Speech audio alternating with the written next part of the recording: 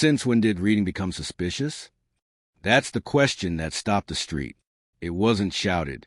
It wasn't screamed. It was whispered. But somehow, it carried louder than any siren. Let me take you back to that day. The sun was high. Children laughed over melting ice cream. Cars rolled by with their windows down. Music playing, people just living. And in the middle of it all was one woman, Jasmine Carter. Jasmine wasn't loud. She didn't draw attention. She was just walking home with a tote bag slung over one shoulder, the kind you see every day. But that bag held more than just paper and ink. It held memories, pride, a connection to someone she loved. Inside that bag was her favorite book, her father's favorite, too. She had just bought a new copy from the little bookstore tucked away on the corner of Grant Avenue, a place she loved for its quiet, for its smell of old pages and fresh coffee. And she had done nothing wrong. But to one man, wearing a badge and holding too much power in his hands, that bag, that book, that woman, was enough to set off a chain of humiliation she never asked for. She had only taken a few steps out of the bookstore when a police cruiser screeched to a stop next to her. The door flew open. Out stepped a white officer, mid-40s, square-jawed, and already frowning. Sergeant Blake Monroe. He didn't greet her.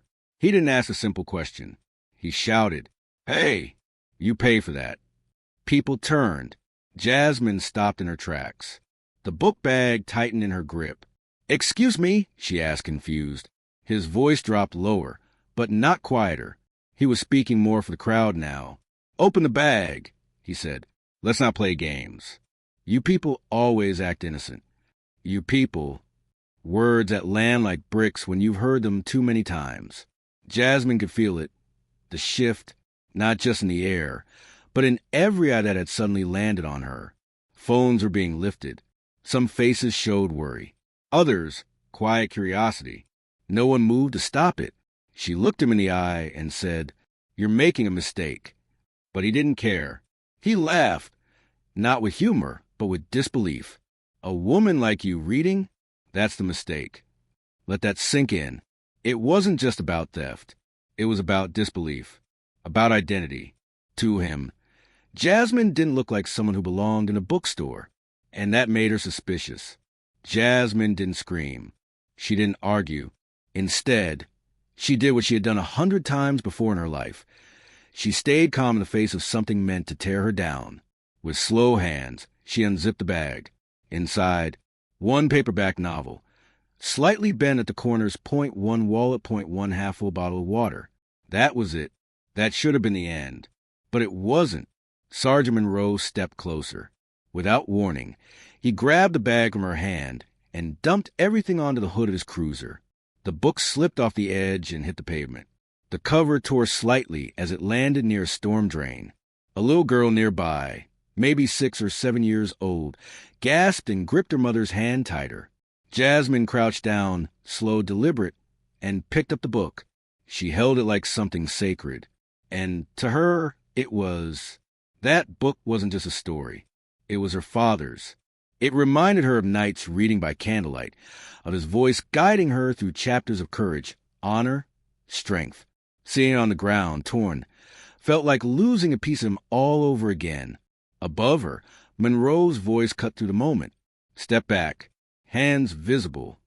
Her voice didn't rise, but you could hear the break in it. "I've done nothing wrong." "Then prove it," he spat back. The phones around them kept recording. But still, no one stepped in. Jasmine stood back up, and though her voice was soft, it carried weight. "You think respect is something you get to give." He grinned, smug. "Lady, respect is earned." And that was when Jasmine, tired, humiliated, furious, but still calm, looked him dead in the eye and said, "Then you're about to learn something new." There was something in her voice, something so certain, so steady, that it made people shift. Even the officer hesitated for just a split second. But pride is a dangerous thing. And Monroe, determined not to lose face, snapped. "Hands behind your back," he ordered. He grabbed her wrist, twisted it, pulled it behind her back. Gasps erupted from the crowd. Someone whispered, "What is he doing?" Jasmine winced. But still, She didn't resist. "You're detaining me for reading?" she said, voice quiet but cutting. "Don't get smart," he barked. "You fit a description. Those words. The ones used too many times before. The ones that turn a person into a shadow, a stereotype, a threat." But Sergeant Monroe had just stepped into his own trap, because in his rush to prove something, he unzipped one more pocket in Jasmine's bag. He pulled out a small, black identification card, and the second he flipped it over, his face fell. No more smirk, no more grin, only silence. Jasmine stepped forward, her voice calm but full of command. "That's mine," she said. "Keep reading." The silver letters gleamed in the sun. United States Naval Special Operations Command. Instructor, Advanced SEAL Training Program. The crowd stirred. "She's military," someone shouted. Monroe's hand trembled, and just like that, the story began to change. The silence that followed was thick. The kind of silence that doesn't just pause time, it holds its breath. The crowd that once watched out of curiosity was now leaning in, phone still raised, eyes wide, waiting for what came next, because everything had shifted, and the man in uniform, the one who moments ago had barked orders and worn arrogance like armor, was now standing in the middle of the truth he didn't expect. He had just discovered that the woman he accused, insulted, and grabbed in front of a crowd was a naval instructor, and not just any instructor. She was the one who trained elite officers, the kind who carried out missions most civilians would never hear about. The kind who wore uniforms like his. The kind he had once wanted to become. The name on the ID card was clear. Jasmine Carter. Instructor, Advanced SEAL Qualification Program. United States Naval Special Operations Command. Sergeant Monroe held the card in his hand like it had turned to fire. He looked at it, then looked at her, then at the crowd. His words, so sharp before, suddenly vanished. Jasmine stepped forward slowly, her wrist still sore from how he'd twisted it, her breath still tight in her chest, but her voice unshaken.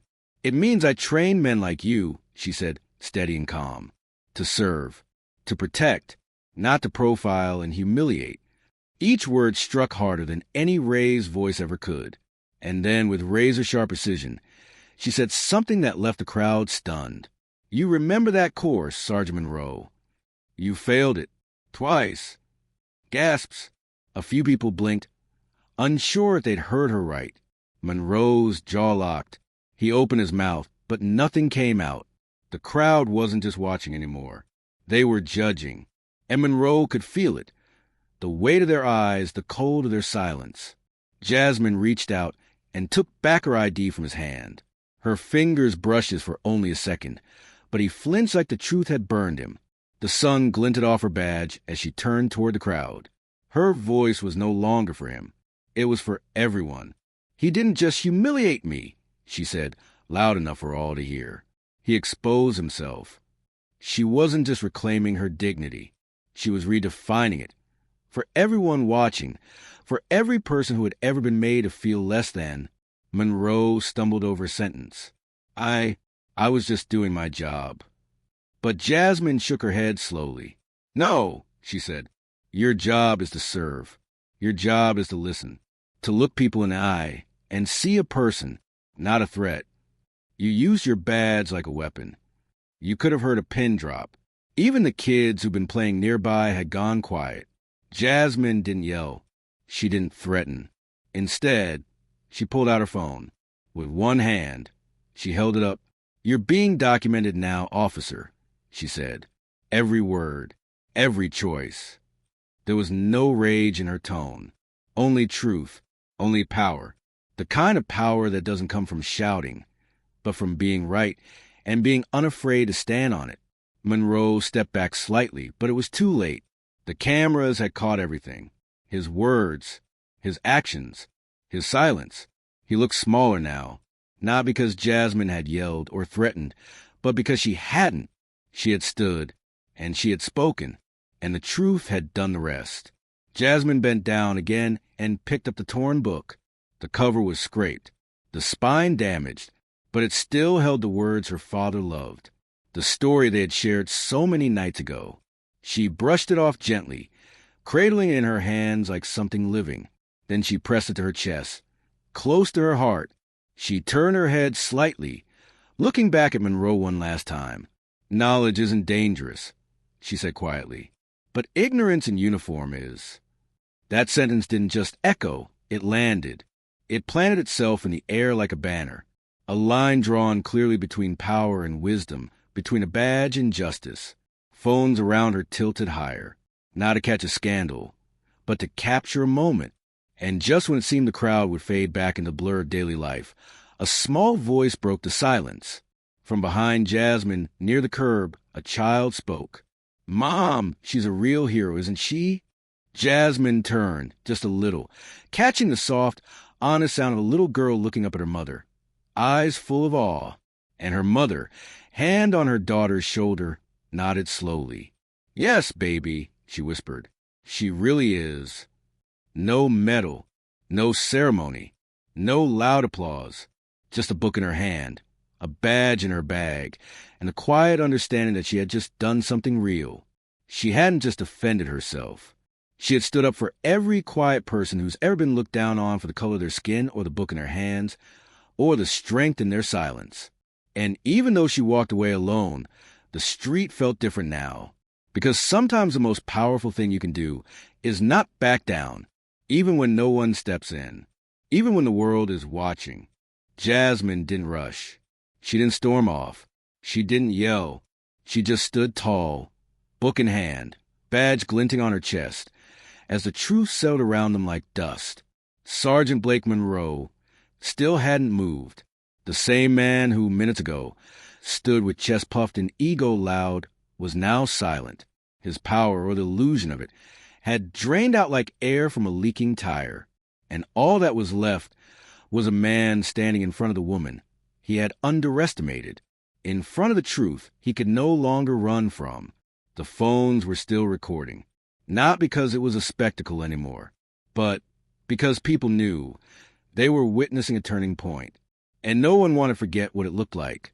When grace stood its ground, Jasmine looked around the crowd, some faces still unsure, others filled with quiet admiration, but all of them listening.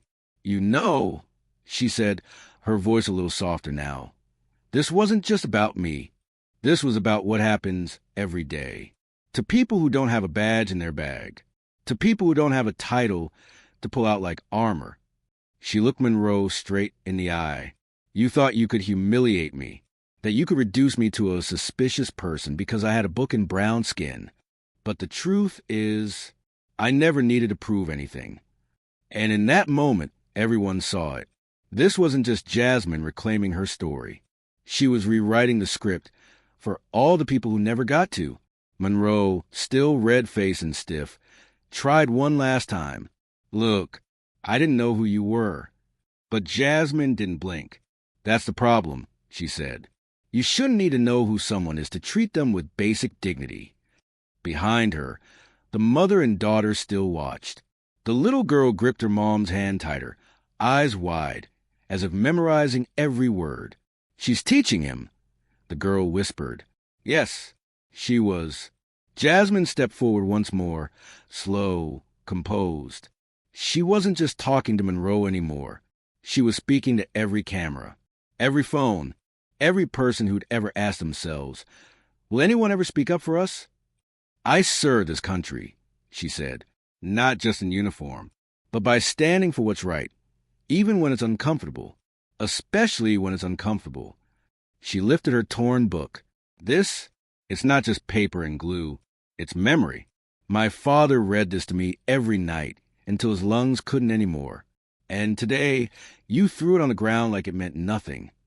She paused, brushing dust off the ripped cover. But it still works. Still tells its story. Then, after a moment of silence, she added, "And so do I." Something in the crowd changed. A man near the back clapped once, then another, and suddenly applause rose, quiet, not flashy, but real, the kind of applause that comes when truth hits too close to home to ignore. Jasmine didn't need it, but she received it, not as a performance, but as a recognition of everything she had stood for, of everything she had refused to let them take. Then, as the moment softened, Jasmine turned one last time toward Monroe. "You thought you were doing your job," she said, voice firm but not bitter. "But a badge doesn't give you the right to shame people. It gives you the responsibility to protect them. And if you can't do that, maybe it's time you stop wearing one." Monroe didn't argue. He couldn't, because in that moment, nothing he said would undo what the world had seen. Jasmine took a breath. The kind of breath you take after carrying a weight on your chest too long. The kind that fills your lungs with freedom.